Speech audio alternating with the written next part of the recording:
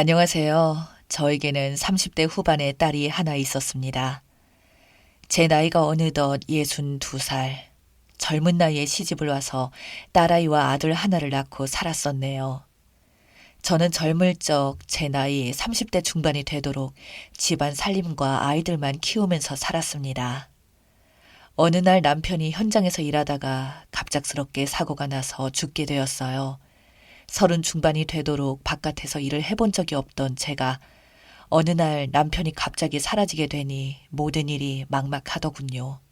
아직 어리디 어린 자식들이 저만 바라볼 수밖에 없는 상태가 되었고 제 손에 쥐어진 건 남편의 목숨값으로 받은 4천만 원의 보상금 뿐이었었죠. 그마저도 시댁에서 그 돈을 노리고 자기 아들 목숨값이니 자기들한테 달라고 하자 저는 어디서 그렇게 용기가 났는지 아니면 이 돈을 뺏기게 되면 저랑 자식들이 모두 굶어 죽는다는 걸 본능적으로 위험을 느꼈는지 진짜 목숨 걸고 막았습니다.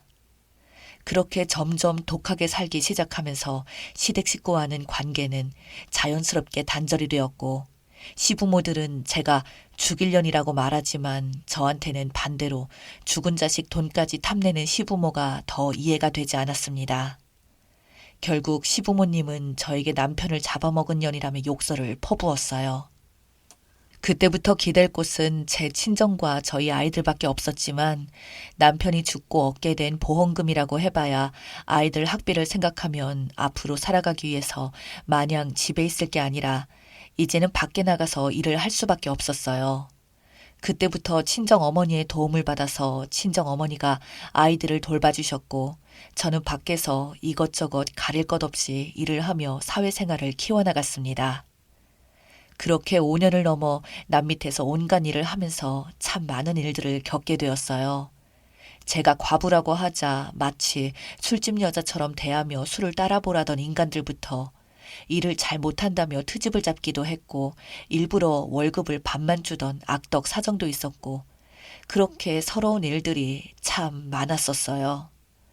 그래도 저는 오로지 제 자식을 먹여 살려야 된다는 마음으로 참았고 그런 세월 속에서 저는 강해졌고 그런 산전수전들의 경험들을 바탕과 그동안 일하면서 조금씩 모아놓은 돈으로 드디어 저만의 식당을 차리게 되었습니다.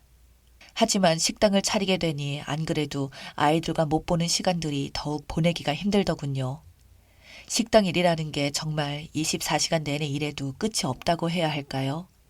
한 명이라도 손님을 더 받고 싶은 마음에 항상 새벽 시장에 나가서 재료들을 사오는 걸로 하루를 시작하여 밤 12시가 되어서야 영업을 마치게 되면 그때부터 가게 청소부터 정산까지 마치고 난 다음에야 정말 녹초가 된 몸으로 집에 돌아와서 항상 시계를 보면 새벽 2시가 넘더군요. 그렇게 매일이 힘들었지만 그래도 다행히 장사 매출은 그리 나쁘지는 않아서 우리 아이들 학비도 모으게 되었습니다. 다만 그만큼 아이들에게 정말 미안했던 건 남편이 죽은 이후로 제가 아이들과 시간을 보내는 것이 정말 며칠 되지 않았어요. 항상 새벽 아침에 나가서 밤늦게 들어오니 아이들이 정말 제가 없을 때면 어떻게 지냈는지도 잘 몰랐습니다. 그저 제가 이렇게 열심히 살아가니 우리 아이들 장가가고 시집갈 때는 집도 해주고 아비 없는 자식이란 소리 안 듣게 조금이나마 풍족하게 해주고자 진짜 뼈가 부서지도록 일했습니다. 하루는 너무 잠이 부족해서 일하다가 쓰러져서 응급실로 실려가고 아이들이 쉬면서 하라고 말해도 저는 그 뒤로도 도끼를 품고 했었죠. 그나마 그렇게 일을 하게 되면서 식당은 점차 자리를 잡고 나서부턴 아침에 저를 대신해 물건을 받아줄 직원도 생기고 하면서 점점 조금은 여유 있게 살 수 있었지만 이미 그 시점이 왔을 때는 저희 아이들이 성인이 되어서 저희 곁을 떠날 준비를 하고 있었네요. 첫째 아들은 군대를 갔고 둘째인 딸은 대학교를 다니며 남자친구가 생긴 건지 제가 새벽에 들어오니 항상 제가 들어오기 전까지 놀다가 들어오더라고요. 저는 그런 부분에 대해서 아무래도 딸이다 보니 걱정이 되어 제가 타일러 봐도 딸은 저에게 집에 혼자 있으면 외롭다고 오빠도 이제 군대 가고 없는데 집에 혼자 있기 싫다고 말을 하더군요. 제가 돈은 이제 먹고 살 만큼은 벌었지만 이제는 자식 문제가 그렇게 힘들 줄은 몰랐습니다. 생각하면 할수록 도무지 혼자서는 어떻게 해야 할지 몰라 지인들에게 이러한 자식들에 대한 고충을 하소연하듯 이야기를 하자 지인들이 말하길 제가 아이들 곁에 너무 있어주지 못하고 너무 일만 해서 그렇다고 그렇게 악착같이 돈을 벌어서 뭐 할 거냐는 말에 저는 순간 멍해져서 그동안 제가 잘못 산 건가라는 생각을 잠시 하며 한 적은 있었습니다. 그렇다고 해도 다시 남편이 하늘나라로 떠난 그때로 돌아간다 해도 저는 아마 똑같이 지금처럼의 선택을 다시 했을 거라고 했습니다. 우리 아이들 돈 없어서 밥 굶는 것보다는 이게 나을 거라고요. 그때는 그게 맞다고 믿었습니다. 그렇게 아이들은 점차 제 손에서 멀어져 갔지만 반대로 제가 하던 음식점은 단골 손님들도 늘어났고 지역에서 점차 소문이 나면서 장사가 잘 되어 돈은 더 많이 벌기 시작했을 무렵 저희 아이들이 벌써 결혼 정년기가 되었고 시간이 흘러 딸부터 먼저 결혼을 했습니다. 딸아이가 그렇게 공부를 잘하지 못했지만 어릴 적부터 자기 자신을 가꾸는 걸 좋아해서 항상 필라테스부터 요가와 수영까지 하며 몸매를 가꾸었고 그러다 보니 남자들에게는 나름 인기가 많았던 걸로 기억합니다. 그러더니 대기업 연구원이라며 남편을 데려왔더라고요. 사실 그동안 딸아이가 남자들이 많다는 걸 잘 알고 있었지만 제가 건드릴 수 없는 부분이라 어디서 놈팽이 같은 놈 데려와서 결혼한다고 하면 어떻게 하나 고민했었는데 다행히 순박하게 생긴 사위를 데려와서 그때 한시름 마음이 놓였습니다. 순박하게 생긴 만큼 사위가 참 마음에 들었어요. 저희 첫째 아들은 직장 생활을 하다가 월급 200만 원대 받을 바에는 그냥 엄마의 가게를 물려받겠다고 했습니다. 한편으로는 마음이 아프긴 했지만 그래도 자식들 잘 먹여 살리자고 이 식당 일을 악착같이 한 일이기도 해서 저는 아들에게 일을 가르치며 가게를 물려주다시피 했었고 아들도 그 덕분에 동네 근처에 은행에서 일을 하던 아가씨랑 눈이 맞아서 결혼하게 되었습니다. 저는 그래서 그런지 집안은 그렇게 좋지는 않았지만 자기 혼자 열심히 공부해서 스스로 성공한 사위가 제 눈에는 더욱 좋아 보였던 것 같아요.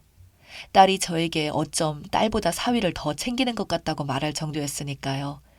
저도 사위 같은 아들이 있었으면 좋겠다고 일상 생각을 했지만 저희 큰아들이 어느 정도 눈치를 챘는지 사사건건 사위에게 시비를 걸려는 모습을 보여서 저도 그때부터는 조심했습니다. 그 이후로 저희 딸과 사위는 결혼한 지 2년 만에 첫째 손자를 낳았고 3년 뒤인 결혼 5년 차에 손녀를 낳았습니다. 그때마다 저는 축하한다며 사위에게 차도 한 대 주기도 하고 아들에게 가게를 맡기고는 딸아이는 제가 돌보면서 있었어요. 그런데 그런 행복도 잠시 딸아이가 어느 날 교통사고로 죽었다고 사위에게서 갑자기 전화가 온 겁니다. 저는 정신이 나간 상태로 병원 응급실을 찾아갔고 그 뒤로는 가게 문도 닫고 저희 아들 내외와 사위를 데리고 딸의 장례식을 치렀네요. 그 과정 속에 딸이 죽게 된 자초지정을 들어보니 제 딸은 친구와 여행을 떠났었고 술 취한 채로 운전을 하다가 근처 가로수를 받고 이렇게 되었다는 말을 하더군요. 문제는 딸이 같이 타게 된 동행자도 같이 죽게 되었는데 동행자가 바로 남자라는 게 문제였습니다. 저는 순간 불길한 예감이 들어서 정서방 아니지? 라고 묻자 그저 한없이 시선을 내리까는 사위의 모습에 저는 직감적으로 제 딸아이가 다른 남자와 바람을 피우다가 죽은 거라는 걸 깨달았습니다. 일단 사위는 고인부터 보내고 나서 이야기를 나누자며 장례식을 마저 치렀고 그 뒤로 딸이 낸 사고 여파를 막기 위해 가로수까지 모두 다 손해배상을 해줬습니다. 딸을 잃은 것도 슬픈데 통지서를 보니 화가 나기도 했지만 그보다 왜 하필 술을 먹고 그랬었었나 싶더라고요. 거기에 딸아이의 더러운 외도 사실까지 확인하니 저희 머릿속이 뒤죽박죽이 되더군요. 그렇게 장례식이 끝난 직후 저는 사위 집을 찾아갔더니 사위가 제게 충격적인 제안을 했습니다. 사위는 저에게 말하기를 장모님 죄송한데 손녀는 장모님이 데려가서 키우십시오. 라고요. 근데 사위는 이미 마음의 결정을 굳게 내렸는지 이제 돌진한 손녀의 물품들을 모두 다 쌓아놨더군요. 저는 한참을 생각하다가 사위에게 말했습니다. 그래, 남자 혼자서 아이들을 키우는 게 힘든 건 이해한다고 하지만 아이들이 아빠 밑에서 커야 되지 않나? 라고 하니까 사위는 저에게 말합니다. 그 아빠는 이미 엄마랑 같이 죽었어요. 라고 말하더군요. 저는 그 말을 듣고 순간 무슨 소리인가 생각하면서 잠시 이해를 못해서 멍하니 서 있다가 번뜩 갑자기 이해가 되면서 마치 마른 하늘에 날벼락 맞은 듯이 사위에게 재차 물었습니다. 설마 그럼 이 아이가 자네 아이가 아니란 말이야?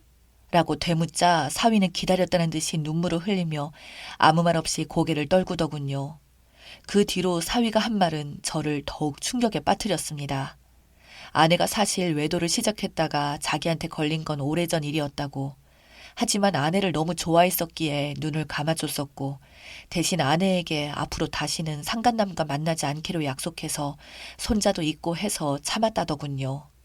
그리고 끝까지 믿고 있었는데 그 남자의 아이를 임신했다고 하더랍니다. 자기는 무조건 아기를 낳을 거라고 우기는 바람에 결국 사위는 남의 아이를 낳는 것까지 인정하고 받아들였는데 그 아이가 바로 손녀딸이라는 거죠. 저는 그것도 모르고 딸 아이를 돌봐줬고 사위에게는 손녀를 낳은 선물로 자동차까지 사줬는데 사위는 그 차를 볼 때마다 그 일이 떠오르고 딸아이를 볼 때마다 미칠 것 같다고 그래서 결국 선물해준 그 자동차는 아예 타지도 않았다고 하더군요. 그나마 어떻게든 잊어보려고 참으면서 살아보려고 했는데 또 자기 일하러 간 사이에 그 상간남이랑 여행을 떠났다가 이렇게 사고가 나서 아내가 죽은 걸 보고는 하늘이 자기한테 저주를 내린 거라 생각을 한다고 어떻게 남편을 바보로 만들 수 있냐며 그러면서 사위는 저에게 말하기를 장모님께는 죄송한 말씀이지만 아내는 죽을만 했다고 전 생각합니다. 그래서 슬프지도 않고 업보라고 생각하고 있으니 이 딸아이는 장모님께는 손녀지만 저한테는 안타깝게도 친딸이 아니라서 이 딸아이 얼굴을 볼 때마다 괴로운 자괴감이 계속 들고 이제는 제가 키울 이유도 없게 되었으니 장모님이 데려가서 키우시든지 고아원에 보내시든지 알아서 하세요. 라고 하더군요. 그 착하고 순박하던 사위가 저렇게 무섭게 변한 걸 보니 모든 게 또한 제 업보 같더군요. 제가 딸아이를 잘못 키워서 이런 일이 벌어진 거라 생각이 들자 사위에게 진심으로 너무 미안했습니다. 저도 울면서 미안하다고 자네한테 내가 얼굴을 못 들겠다고 하자 사위도 덩달아서 저와 같이 펑펑 울었습니다. 사위는 저에게 울면서 말했어요. 장모님은 저에게 너무 잘해주셨는데 장모님 딸은 저에게 죽으면서까지 큰 고통과 충격까지 저에게 안겨주었어요. 라며 오열하며 울기 시작하는데 서로 여기서 더 말해서 뭐 하겠습니까? 그동안 사위 마음속에 쌓인 한이 저에게 진심으로 느껴져서 그냥 제 손녀를 데리고 사위 집을 나와서 집으로 돌아왔습니다. 그렇게 손녀딸과 같이 산 지가 어느새 지금 벌써 2년째네요. 손녀는 지금 조금씩 말을 하기 시작해서 아빠, 엄마라는 단어보다 할머니라는 말을 처음 했을 때 마음이 참 씁쓸하고 착잡합니다. 그동안 오로지 자식 먹여 살리겠다고 이 한 몸을 한평생 바쳤는데 하늘은 남편도 데려가고 딸 자식도 데려가고 이런 죄책감까지 주시니 제가 그렇게 잘못한 걸까요? 이 사연을 쓰면서도 너무나도 서글프네요.